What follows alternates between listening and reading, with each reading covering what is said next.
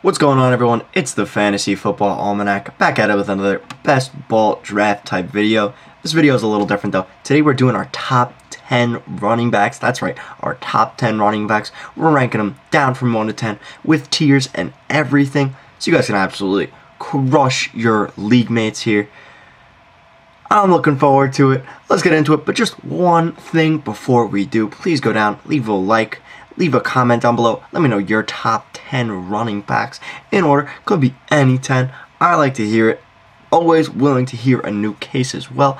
And subscribe to the channel so you can dominate your league mates. With that out of the way, let's hop right into number 1. So I have 2 running backs in my first tier.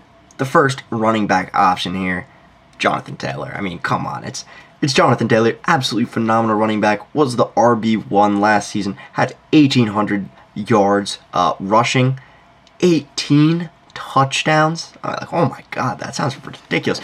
5 touchdowns in a single game. This guy's an absolute beast. To add on to that, he also had 300 yards receiving. So not only does he get it done as a rusher, but he gets some receiving work as well. It's not an Austin Ekeler level receiving work, but with the amount of rushes and work this guy gets, it doesn't matter. I mean, this guy can win you a week.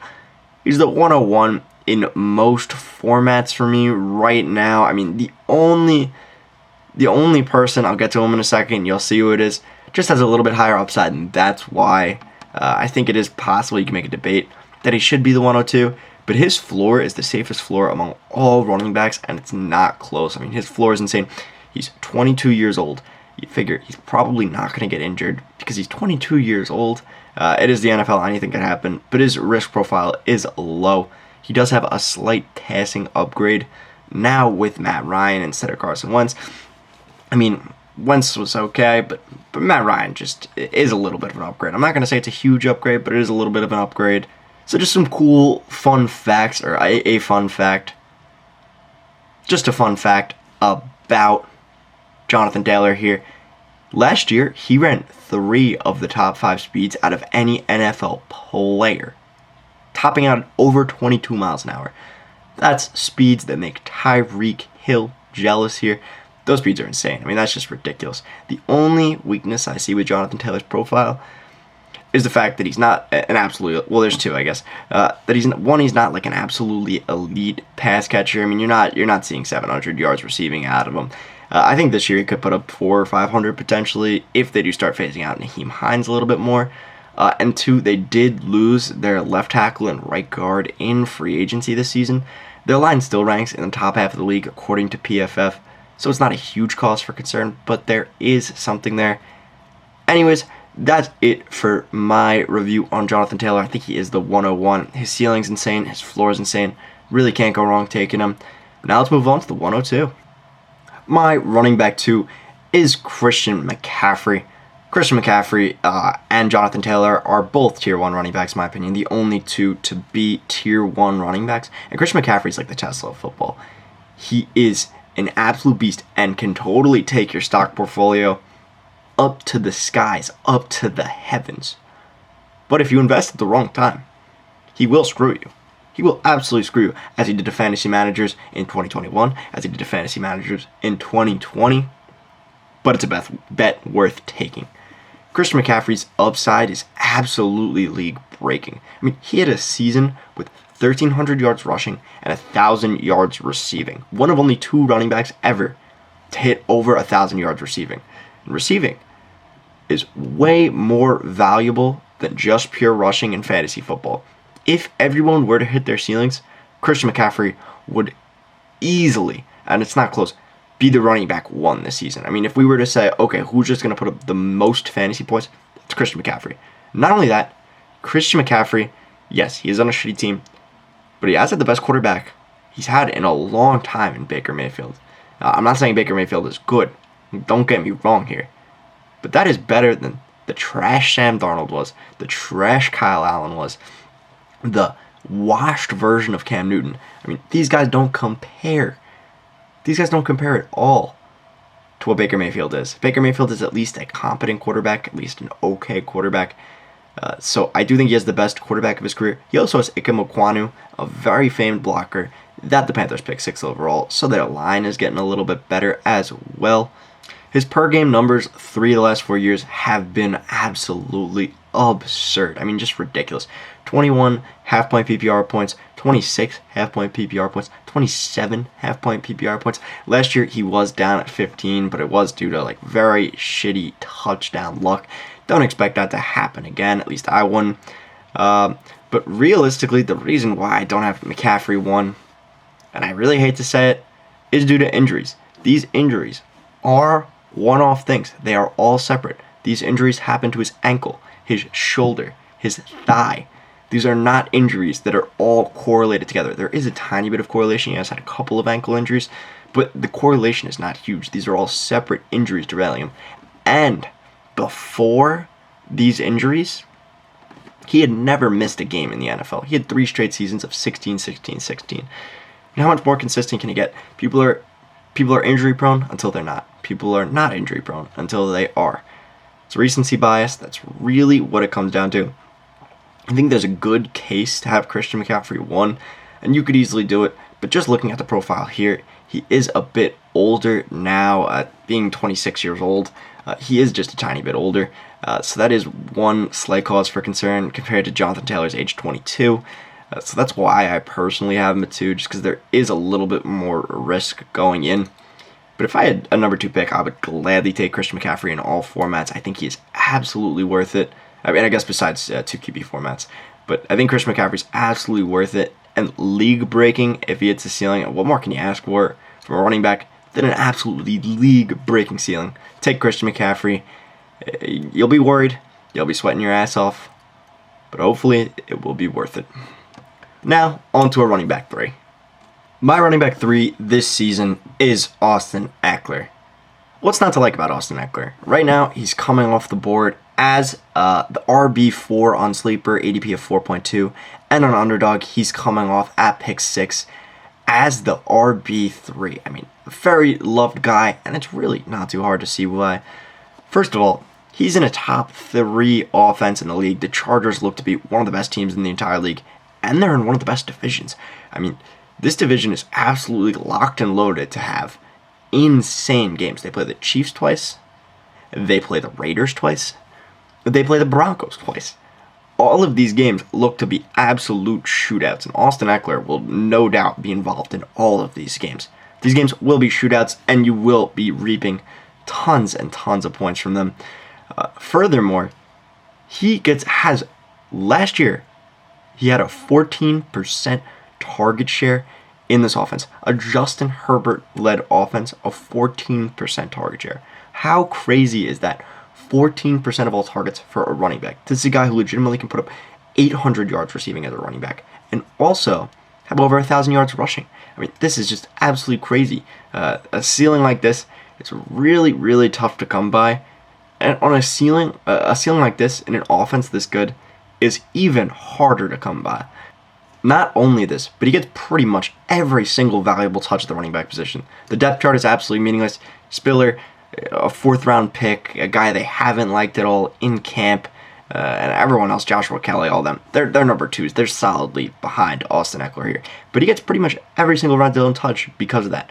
18 red zone touchdowns last year, 63 total touches. That ranks him 1st and 2nd in those 2 categories, respectively, at the running back position. I mean, come on, that's just absolutely insane. You know you're getting down to the red zone often when you got Austin Ekeler here.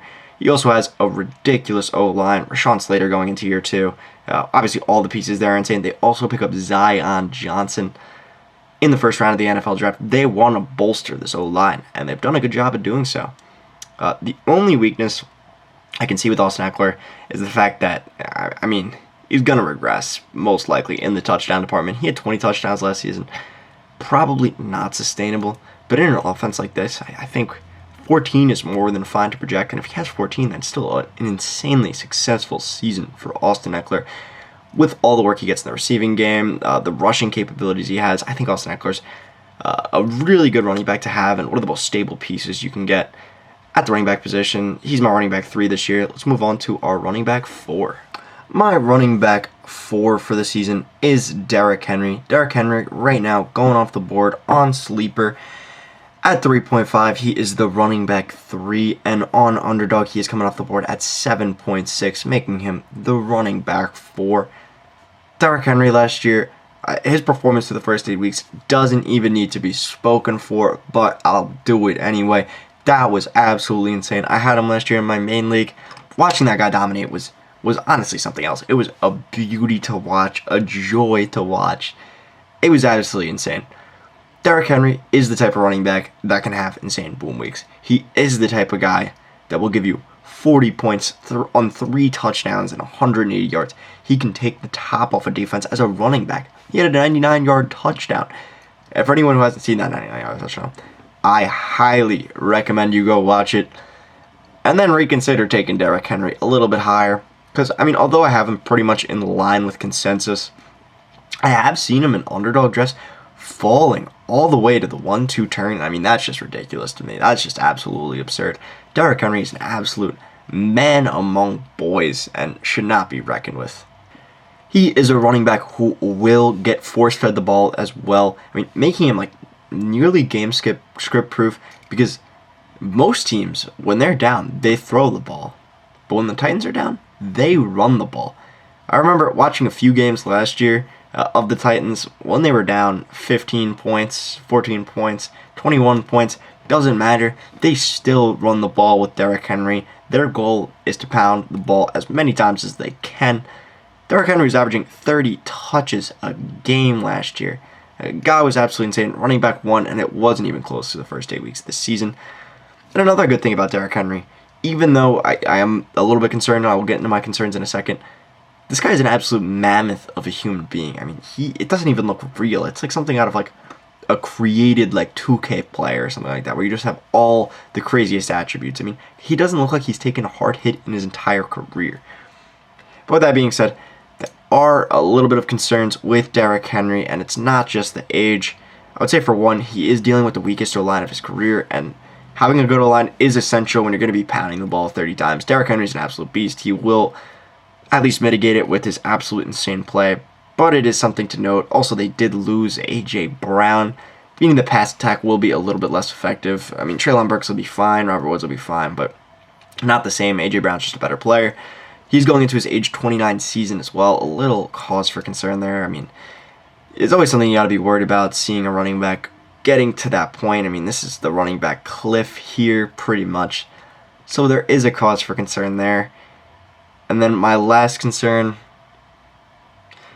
is the fact that he has had so much volume over the course of his career. I mean, he was on pace to get over 400 touches last year. He had 378 carries the year before that. The volume was just ridiculous with Derrick Henry. They were force-feeding him the ball. I mean, that wear and tear does catch up on everybody. Not sure when it'll be, but this is one of the guys you should be a little bit worried about holding the bag. But I still do think the upside for Derrick Henry is absolutely insane, and that's why I have him currently as my RB4. Now let's move on to my RB5. The next guy I want to talk about is a guy who holds a place near and dear in my heart. It's a running back who over the last 2 years I was so high on. I still am really, really high on this guy. This guy makes my heart grow warmer. One of my favorite fantasy players of all time. His name is Joe Mixon. Joe Mixon is my running back 5, and yes, I know that seems a little high. On Sleeper, he is coming off at 10.6, or the running back 7, and on Underdog, he is coming off at 13.7, which is also the RB7 here. So, yes, he is coming off the RB7, and I do have him as the RB5, but let me get into why. Let me get into why I think Joe Mixon is consistently slept on yet again this year. For one, he's an absolute workhorse back. I mean, this guy will get pretty much every single touch in the offense. He had over 300 carries last year, had over 50 targets. I mean, that type of workload is rare to get for a lot of running backs, and he has it. He has that workload. He will be that guy in this offense yet again, bringing his floor up pretty high. But also, he's in a really, really, really good offense this year with a vastly improved O-line. For one, the offense this year, He's got Jamar Chase, T. Higgins, and Joe Burrow, meaning no defense can stack boxes against him. It'd be impossible to stack a box against him. When you got Jamar Chase, you got to double cover. When you got T. Higgins, you got to double cover. You can't stack a box against Joe Mixon. It's just absolutely impossible. So Joe Mixon will be allowed to run free. And the O-line vastly improved. They got Lyle Collins. They made 2 other free agency signings. These free agency signings have propelled them to be 8th among PFF's offensive line gradings. Of course, I'm referencing PFF here because I personally don't have time to look at O-line film myself. I trust them a lot more than my own eye with O-line. I just think it's the best resource to use there. So they have the 8th best O-line in the entire league, and they're going to be getting to the red zone a lot. Joe Mixon last year had 62 red zone touches and over 20 touches a game. This doesn't happen very often. There was only 5 other running backs who had over 20 touches a game last season. The only knocks that I have on Joe Mixon, and there are 2, is for one, he doesn't have that elite reception ceiling that some of these other guys do. For one, he probably will level out around 60 or so targets. Maybe he gets 70 if he's really, really lucky. But that equates to about 45 to 55 receptions, which is decent, but he's not going to be getting that Austin Ekeler level receiving volume. You just got to know that going in, and that does lower his floor. For some weeks, I would consider his upside, or his per year averages, to be close to Jonathan Taylor in terms of his receiving game, but he doesn't have that same 1,800 yard upside that Jonathan Taylor has. And the only other con that I have is that it's really annoying. We saw it in the Super Bowl. This guy's not used in 2-minute drills. For some reason, they love to use Samaje Perine in these 2-minute drill situations. Really annoying for any fantasy owners when you need him most, when you figure most of these points are going to be coming on the board for Joe Mixon. They use Samaje Perine. It's annoying, but those are the only 2 gripes. They're small gripes. Other than that, let's move on to our running back 6. My running back 6 for this season is Dalvin Cook, a guy I really, really like. He's coming off the board right now on Sleeper at 6.4, or the running back 5. He's also coming off Underdog at 8.8, which is also the RB5. So this guy's going also pretty early. It's the top 10 running backs list. All these guys are coming off the board pretty decently early. Dalvin Cook is no exception. Dalvin Cook's going to be an absolute beast this season. It's a few reasons why I really, really like Dalvin Cook. The first is definitely positive touchdown regression. Last season, the guy had 6 touchdowns. That is not a Dalvin Cook-like stat line. 2 seasons before that, he had 13 and 16. 29 rushing touchdowns alone the 2 seasons before. Gets 6 this season. That's not something we expect to continue. He should finish along the lines of 12 touchdowns next season if he regresses to the mean positively. But not even just rushing-wise, receiving-wise, he should regress to the mean. He's had 1,499 total receiving yards throughout his career, yet only 3 receiving touchdowns. It seems like he's due for a few more receiving touchdowns as well.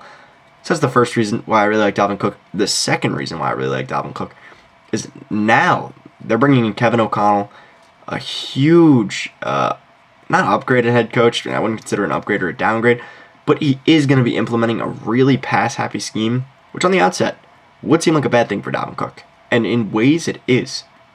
But in other ways, it's also a good thing. Dalvin Cook has never had over 63 targets in a season, and it is possible he eclipses that this next season, getting 70 targets. The most receiving yards he's ever had was 550-ish, and that was 2 years ago. So now, he should look to at least have a similar total to that. And if he does, even though that's not an elite rushing ceiling, it's still a good receiving ceiling, which is good enough. He also is in a pretty good offense with Kirk Cousins and Justin Jefferson. These guys should make sure his box is absolutely stacked every week, which is possible. It is Dalvin Cook. You're going to want to stack the box. They also have Adam Thielen, a guy who will deflect from stacking the box, and KJ Osborne, Irv Smith. Their offense is pretty good overall. And also, Alexander Madison. I know what you're thinking. He's a backup, blah, blah, blah. How could this be good for Dalvin Cook? This is the one situation where I think the backup is good to have. Normally, I don't suggest taking your backups at all. Why take Hassan Haskins for Derrick Henry? Why do any of that stuff? But in this case, Alexander Mattison is near crucial for all Dalvin Cook owners. Dalvin Cook is a guy, just to get into his cons a little bit as well, he's a guy who goes down. He's gone down every single season of his career. Why not have that stability, that backup? Because whenever Mattison comes in, he's 85% of what Derrick Henry is. He's an absolute beast and will provide stability to your lineup. The only problem is he's pretty much undroppable on your bench. It does feel like he's taking up a roster spot and clogging your lineup a bit. But Alexander Mattison is one of the few guys where he comes in and he nullifies Dalvin Cook going down. If Dalvin Cook goes down, you don't even care because you got Mattison. But some of the cons, again, he's never played a full healthy season. I do think injury prone is something that's slung around too much, but I mean, it is worth noting, at least in Dalvin Cook's situation. And then also, he has a pretty similar wide receiving ceiling to a guy like Joe Mixon, so I have them pretty much in the same range. I think either one, you draft Dalvin Cook, you draft Joe Mixon, you can't be too mad. But that's it for my analysis on Dalvin Cook. Now let's move on to our running back 7, a guy who might surprise you a little bit, honestly. Like I said, my running back 7 might surprise you a little bit.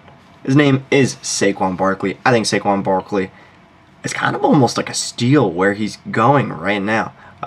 On Sleeper, he's coming off the board at 17.2 or the running back 11. On Underdog, he's coming off at 14.9 or the running back 8.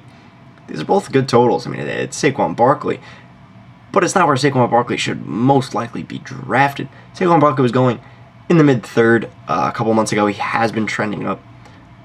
But let me just get into the pros about Saquon Barkley.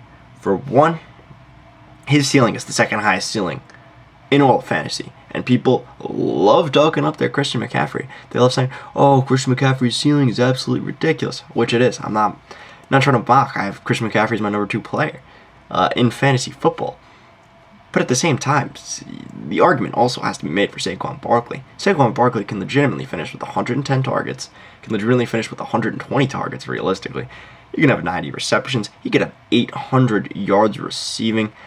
We haven't seen it since his rookie year realistically because sophomore year dealt with injuries. We'll talk about that in a second. But he does have an absolutely league-breaking ceiling. Alongside that, he's got a new offensive line in Evan Neal.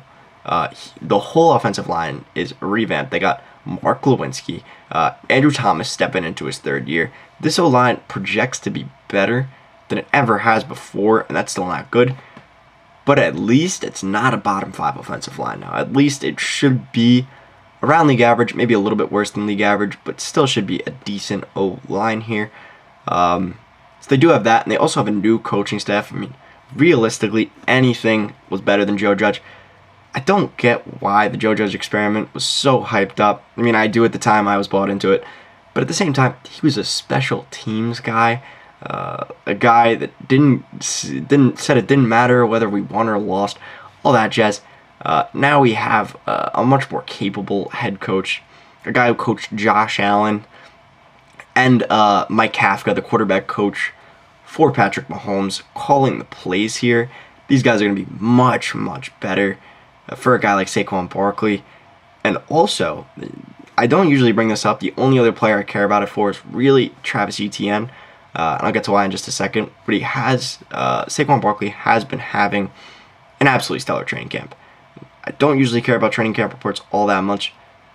But training camp for Saquon Barkley matters an absolute ton. Because he was coming off that injury last season, looked pretty okay, had one good game, and then got injured again. He just did not look the same afterwards. He was not the same running back. He was inefficient. He looked terrible. Now coming in, there are reports saying he's all over the field, looking insane. We shouldn't expect that same level of inefficiency that we saw last season. I just don't think it should be the case. Now, Saquon Barkley does have some pretty obvious scares about him that I'll talk about now. First and foremost, obviously, the injuries. It's painful, very, very painful to say. But sophomore year, gets a high ankle sprain. Junior year, tears his ACL. And then last year, coming off the ACL injury, finally gets his footing back, and then immediately gets injured again. Leg swells up like a ball. I mean, that's just a 1 in a million freak injury. You can't look at that and say this guy's injury prone. I mean, he's got the body of a freaking, I don't even know. He's got one of the most insane bodies. He looks like a warlord kind of guy. I mean, it's absolutely ridiculous. So there's that. And then last year was also inefficient, which is another knock on Saquon Barkley, which I guess is the most fair gripe and why people are off Saquon Barkley. But I do think these training camp reports look pretty promising. And again, his ceiling is absolutely ridiculous. If you can get a guy whose ceiling is the RB1 in the middle of the second round, I mean, I will gladly swallow that up nearly every time. I think he's an absolute steal where he's going right now. Because if he does start to pop off and look like the Saquon of old, which I know we've heard this for a long time, but if he does look like the Saquon of old, I'm telling you, there's pretty much no other running back like him. It's him and McCaffrey. So I think taking Saquon Barkley as your running back 1 is fine. I think having him as your RB2, though, potentially, which is almost where he's going on Sleeper, is the way. I mean, if you can have this guy as your RB2, potentially have him on lock if he does pop off and start dropping 120 yards per game, and this offense does start clicking, I think Saquon Barkley is the pick here as my RB7. Now let's move on to my RB8. My running back 8 is a guy you guys have probably been waiting for a minute now. A lot of people have him as their RB6, or some people even higher. I've seen him go as high as 5 or 6 on these underdog drafts. I'm talking about Najee Harris. Najee Harris right now on Sleepers coming off at 8.2 or the RB6, and on underdog he is coming off at 11.2 or the RB6 as well. Let's start with the strengths with Najee Harris. For one, Najee Harris is a volume machine in Tomlin's offense. Last year he got 381 touches. 381. That number doesn't even sound real. 381 touches for a running back. 307 total rushes. 74 total receptions. So that's not even counting his targets. That's absolutely ridiculous volume that almost no running back in the NFL has seen. I mean, the only other comparable running back last season was Derrick Henry. Derrick Henry had 219 touches in 8 games, making him on pace for over 400 total touches. But other than that, I mean, this is the highest amount of touches any running back has received in the last 5 years, aside from Derrick Henry 2 years ago. Aside from Derrick Henry 2 years ago. So, I mean, that's just ridiculous. He's getting an absurd amount of rushes. And because of that, his floor is ridiculous. It's really good because, for one, he's getting receptions. He's getting a ton of receptions. And two, he's getting a ton of rushes. So, you know, no matter what, you're getting a decent performance out of Najee. But the problems with Najee are things that kind of concern me, and I feel like not that many people are talking about him. I would be pretty scared to draft Najee at his current ADP. I really don't own so much Najee this year. And the reasons why I'm a little scared is, for one, he's very inefficient. He's not really the most efficient running back. He got 307 rushes last year, only 1,200 rushing yards. And it's not his fault. If you watch Steelers games, it's not his fault at all. It's the O-line. The O-line hasn't gotten any better. It's a weak O-line that he's running behind. I mean, it looks like every time Najee's going to get stopped at the line of scrimmage, and then he'll muzzle his way out and get 3-4 yards, something like that. And this is not a high-octane offense either. You got either Mitch Trubisky or Kenny Pickett slinging the ball. I mean, they should project to be just as good, if not better, than Ben Roethlisberger, but these are also guys who might check down less. I mean, Mitch Trubisky can use his legs a little bit, so can Pickett. These are guys that can run with the ball just a tiny amount, which might be enough to stop a check down to Najee Harris, because, let's face it, Big Ben could not scramble out of the pocket for anything. I mean, even for like a cheeseburger. Jokes aside. But he couldn't scramble out the pocket. So we don't know what Najee is going to be like with a more mobile quarterback. He may get less receptions here. And realistically, how much goal line work is he going to be able to get in an offense that's not that good?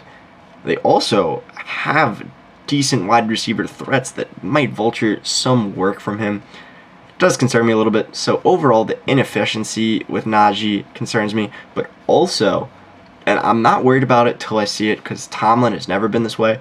They have talked a little bit in training camp about moderating Najee's touches. I don't fully buy into that narrative. I don't think they're fully gonna. But I mean, 381 touches does not seem like a number that could happen again. I mean, it is possible, but it's just such a high number. They will most likely be giving a few touches to some other running backs, which is fine. I mean, Najee will still have plenty of volume, but 381 touches is just more than I like, and I don't think he's going to get more efficient. So that's why I have Najee at RB8. It does feel a little bad, but a guy I'm a little concerned with this year just because of the offense. And I don't think he's going to be getting a lot of touchdowns this year in an offense like this. But let me know what you guys think about this one down below in the comments, because I know this one might hurt some people a little bit. Some people might be a little surprised. But anyway, let's move on to our running back 9. So my running back 9 is DeAndre Swift, which is right about where he's lined up on Sleeper and Underdog. On Sleeper, he's going at 13.1 or the RB8. On Underdog, he's going at 15.8 or the RB9. And it's not too hard to see the case for DeAndre Swift. I think DeAndre Swift is an awesome player. He's got a top 5 O-line. In fact, he's got the number 3 O-line according to PFF. So I think that bodes really, really well for him. He's got Sewell, tons of names on that line. Also, their offense is trending up. I mean, you've got Jared Goff, who's okay. I mean, I shouldn't have mentioned his name first. We got Amon-Ra St. Brown, T.J. Hawkinson back from injury. We got DJ Chark, who's at least okay. And we got Jameson Williams coming in the second half of the season, who should be better and provide a little bit more stability to this wide receiver core. Give them 3 decent wide receivers and T.J. Hawkinson. Not bad. Meaning they won't be able, opposing defenses won't be able to stack the box nearly as much against DeAndre Swift as they otherwise would. And he's running behind this great O-line. Also, DeAndre Swift could easily surpass 100 targets. And if that's the case, I mean, his floor is extremely safe. If you're getting 100 targets, it's really hard for you to suck at fantasy football, especially as a running back. Because, I mean, that means you're also probably getting 200 rushes, which is possible for DeAndre Swift. And it shows, as last year he was the RB7 in points per game, meaning he was pretty good last year. But now let's get into a little bit of the negatives for DeAndre Swift. I do think DeAndre Swift has a couple negatives going against him. For one, he's never played a full season, playing 13 games over the past 2 years each. I don't think it's a huge knock, but it's just something to note that he's never played a full season yet, so I think it is possible to at least have a tiny red flag there. I don't think it's anything concerning. I haven't moved him up or down based on it at all, but it's there. He's also, although his offense is like trending the right way, it doesn't mean his offense is going to be good. I mean, this is no Chargers here. So even though it still is on an offense that's trending in the right direction, there still is a fair amount of uncertainty. We don't know how Amon-Ra St. Brown's going to come back this season, coming off that absolutely insane last season. T.J. Hawkinson coming off an injury as well. There still is a fair amount of uncertainty, which is why he's not being drafted as the RB3. He's being drafted as the RB9. But still, it is worth noting. And the last thing worth noting, these are all very small gripes that I have with Swift here, but also Jamal Williams will be sapping just a little bit of volume from him.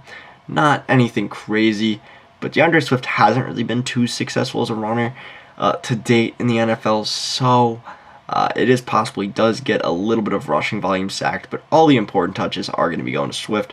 So that's why I have Swift as my RB9. I think he's a phenomenal pick here, one of the safest running backs you could have. Can't ask for much more than that, but now let's get into our RB10. My 10th and final running back here is Alvin Kamara. Alvin Kamara, an absolute monster here, coming off on Sleeper as the RB10 at 17 average ADP, and on Underdog he is coming off at 19.3 or the running back 11. I mean, what's not to love about Alvin Kamara? He's probably the second best receiving back in the entire league, averaging almost 100 targets a year with 80 receptions. I mean, come on, a PPR god right here in Alvin Kamara. Guy's an absolute beast. Absolutely nothing wrong with his receiving profile whatsoever. So just watching him is really fun. I mean, he has an insane floor. And he does benefit from having Michael Thomas back, Chris Olave, and Jarvis Landry all in this offense to spread the floor for him. It might lower his receiving game a little bit, but he is being utilized more as a running back, an actual real running back instead of a receiving back, as we saw last year in the 13 games he played. And also, the crazy thing about Alvin Kamara that I feel like nobody is talking about, he finishes the RB8 last season despite playing 13 games. That's that's higher than where he's being drafted right now. He's being drafted as the running back, like I said, 10 and 11, and he finishes the RB8 despite missing 4 games during the season. Now, obviously, there is a reason for that. 2, I guess, reasons for that, but one real main reason, the court hearing. If Alvin Kamara didn't have this court hearing right now, he would probably be right behind Dalvin Cook in my rankings. Maybe he would even be ahead of Dalvin Cook in my rankings. I think he could easily be ahead of Dalvin Cook in my rankings. Alvin Kamara is that good. But he does have these court hearings potentially during the season. Adam Schefter tweeted out that it was unlikely that he gets suspended this season, but unlikely does not mean impossible. It is possible you do miss Kamara for 6 games during the season, and if that's the case, that is really pretty scary, to be 100% honest, having that looming over your head. But even still, I mean, it is Alvin Kamara. If you can pair up Alvin Kamara with one of these running backs that you get in round 1, with where his ADP is going, I mean, 19.3 on Underdog, if you can pair him up with somebody like Christian McCaffrey, let's say he falls a tiny bit, I mean, oh my god, that ceiling is absolutely ridiculous. That is absolutely insane. You have 2 of the best receiving backs in the NFL. I can make a case for him going inside the top 10 this year. I easily could. But I think the only other knock on Alvin Kamara is that there is no more Sean Payton. And I guess as well, I mean, Drew Brees has been gone for a while, but I don't think he is able to return that Drew Brees ceiling that he had. Because Drew Brees would throw him the ball so much. Jameis Winston is less so that type of quarterback. He will be getting a little bit less work in the receiving game, but even still, he should have, at least 80 targets next year if he plays a full 17 games, and that's more than enough to sustain for one of the best running backs in the entire NFL in a great offense. I think he's an absolutely phenomenal pick. But that is my top 10 running backs. Again, let me know what you think down below in the comments. Give me your own top 10 running back with tiers and everything. I would love to see it. I'll respond to any comment, any questions you guys have on fantasy football. I am more than happy to help with. It's my job. I absolutely love it. So please go down to the comments and ask me any questions you have about fantasy football. Leave a like, subscribe so you can dominate your league mates. I hope you guys all have a great day, a great night, and a great life.